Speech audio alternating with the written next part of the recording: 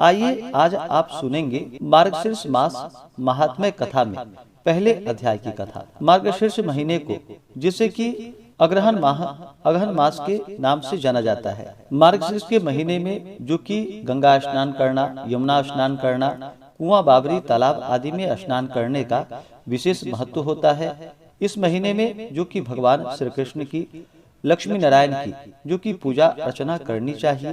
प्रत्येक दिन सूर्योदय से पहले उठ करके स्नान करना चाहिए और भगवान श्री कृष्ण का, भगवान विष्णु का पूजन करना चाहिए, क्योंकि यह मास भगवान विष्णु, भगवान श्री कृष्ण को अति प्रिय है। उन्होंने स्वयं कहा है कि मैं महीनों में मार्गशीर्ष मास हूँ। तो जो भी मार्गशीर्ष महीने में भगवान विष्णु का पूजन करते हैं, मार्गशीर्ष के महीने में नियमों का पालन करते हैं, दान पुण्यों का कार्य करते हैं, इससे भगवान विष्णु, भगवान श्री कृष्ण की जो की प्रीति प्राप्त होती है तथा सभी प्रकार के पापों का नाश होता है, सुख समृद्धि की प्राप्ति होती है और अंत में भगवत धाम की प्राप्ति होती है। तो आइए सुनते हैं मार्गशीर्ष मास महात्म्य कथा में पहले अध्याय की कथा।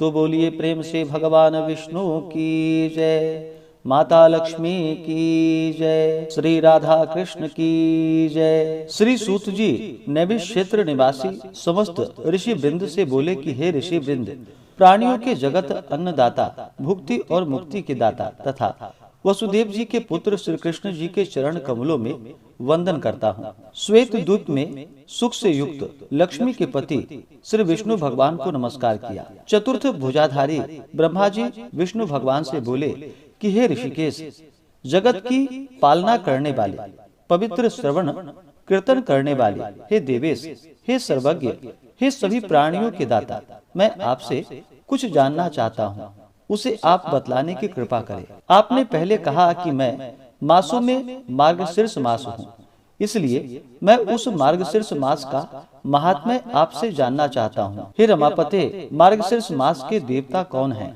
दान क्या है?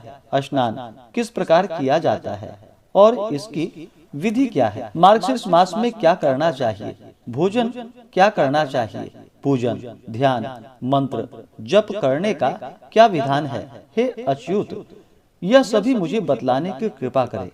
श्री विष्णु भगवान ब्रह्मा जी से बोले कि हे ब्राह्मण, आपने संपूर्ण लोक की भलाई के लिए बहुत ही अच्छा प्रश्न किया है, जिसको करने से समस्त कार्य करने का फल प्राप्त होता है। हे सूत, समस्त यज्ञ करने से जो पुण्य मिलता है और सभी तीर्थों से जो फल की प्राप्ति होती है, उसी फल की भांति मार्गशीर्ष मास के व्रत करने से होती है। तुला दान करने पर मनुष्य को जो फल प्राप्त होता है, उसी फल की भांति केवल मार्गशीर्ष मास का महात्म्य का पाठ करने से हो जाती है। यज्ञ, वेदाध्ययन, दान आदि तीर्थों में स्नान और संन्यास तथा योग जैसे उपाय करने पर भी मैं मनुष्यों के वश में नहीं हो सकता हूँ। अगर वही उपाय मार्गशीर्ष मास में स्नान, दान, पूजन, ध्यान, मौन जप आदि करने पर मैं मनुष्य पर प्रसन्न हो जाता हूँ। इसी तरह से अन्य मास में यह उपाय करने पर वांछित फल नहीं मिल पाता है। मैंने तुमसे यह गुप्त बात कही है। सर्वत्र निवास करने वाले देवताओं ने मार्गशीर्ष मास में मेरे प्राप्ति का कारण जानकर अन्य धर्म आदि अपनाने से इस मार्गशीर्ष मास को गुप्त कर दिया गया है। जो मनुष्य मेरी भक्ति से परायण है और जो कोई पुण्य कर्म को करता है, उसे वांछित फल प्राप्त करने हेतु मार्गशीर्ष मास में अवश्य ही भुक्ति व पुण्य कर्म करने चाहिए।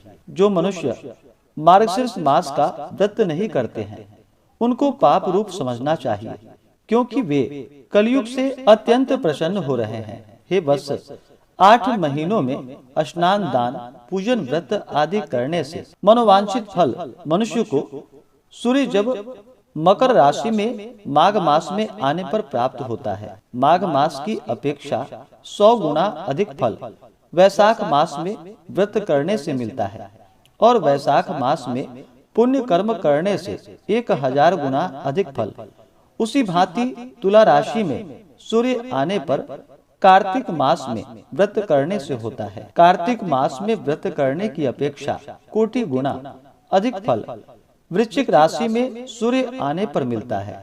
इसी कारण मार्गशीर्ष मास समस्त मासों में श्रेष्ठ माना गया है।